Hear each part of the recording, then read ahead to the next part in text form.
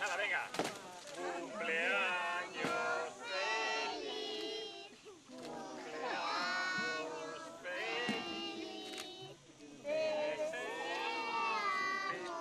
Pepita, cumpleaños feliz.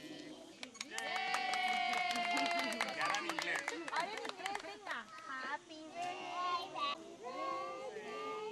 Pepita.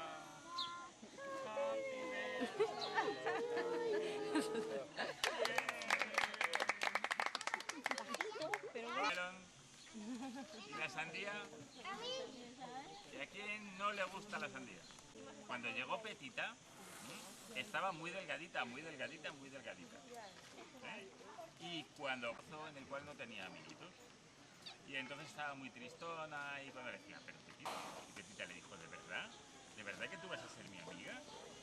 Y Gaisuso le dijo, sí, claro que sí. Y además no solo voy a ser tu amiga, sino que además te voy a presentar a todos. Vale, pues entonces sí.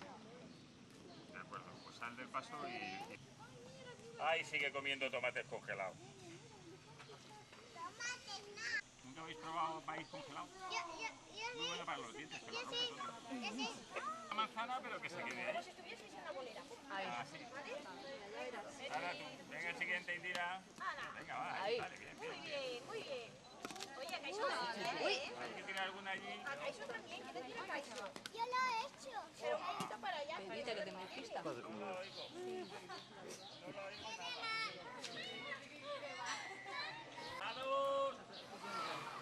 ¡Listos! ¡Ya!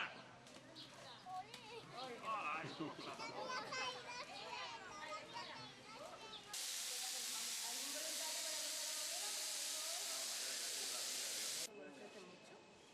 Entonces, lo primero que hacemos, ¿veis este cuchillo de aquí?